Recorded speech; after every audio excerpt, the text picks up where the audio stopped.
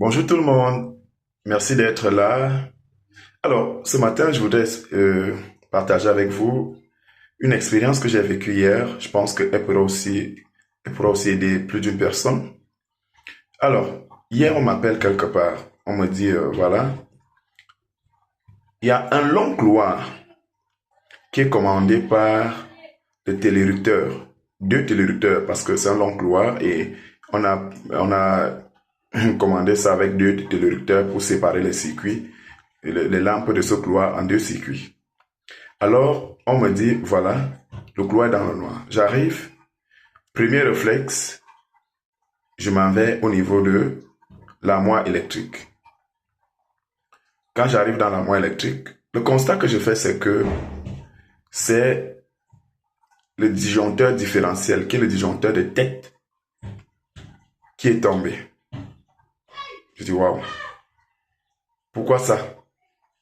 Alors, le premier réflexe ici, c'est que je me pose des questions. Deux questions. Pourquoi ce n'est pas le disjoncteur, je veux dire, qui est directement en amont de ces lampes qui n'est pas tombé?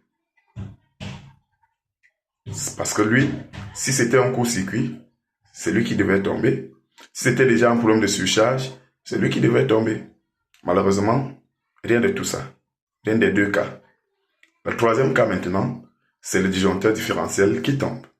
Celui qui tombe, ça veut dire que je peux déjà soupçonner un défaut d'isolement. Ah oui, c'est justement pour ça que je fais cette vidéo, pour attirer l'attention de ceux-là qui sont des électriciens ou alors des électrotechniciens ou qui veulent entrer dans le domaine afin qu'ils puissent vraiment comprendre je veux dire, les connaissances qu'on met à votre disposition ici, parce que j'ai déjà expliqué comment fonctionne le disjoncteur magnétothermique. Et maintenant, le disjoncteur différentiel, lui là, je veux dire quoi, je veux dire un troisième dispositif, c'est-à-dire le dispositif différentiel. Alors, ce que j'ai fait, c'est quoi? J'ai déconnecté lampe par lampe. Je suis parti par élimination. Lampe après lampe. Et alors, je me rends compte que il y a des fuites d'eau qui viennent à partir de la dalle qui est au-dessus et qui sont entrées dans la lampe et aller jusqu'à entrer au niveau des composants électroniques qui sont au niveau de cette lampe-là, comme ça, une lampe de LED. Vous voyez? Dès que j'ai déconnecté, j'ai isolé cette lampe totalement. J'ai reconnecté le reste des lampes. Je suis allé, j'ai levé le disjoncteur différentiel. Je suis venu actionner sur le bouton poussoir et tout a fonctionné. Voilà.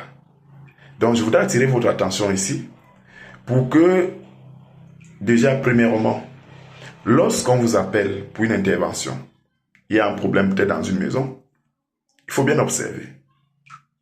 Le défaut d'isolement n'étant pas vu par le disjoncteur magnétothermique qui est directement en amont de vos lampes, lui ne voit pas les courants de fuite. Il ne voit pas ça. Il ne voit pas les problèmes d'isolement. Donc, mes amis, soyez professionnels. Quand vous arrivez, analysez bien le comportement des dispositifs de protection et là, vous pouvez mieux intervenir. Première des choses. Deuxième des choses, j'ai dit tout à l'heure que dans ce couloir, on a utilisé deux téléructeurs.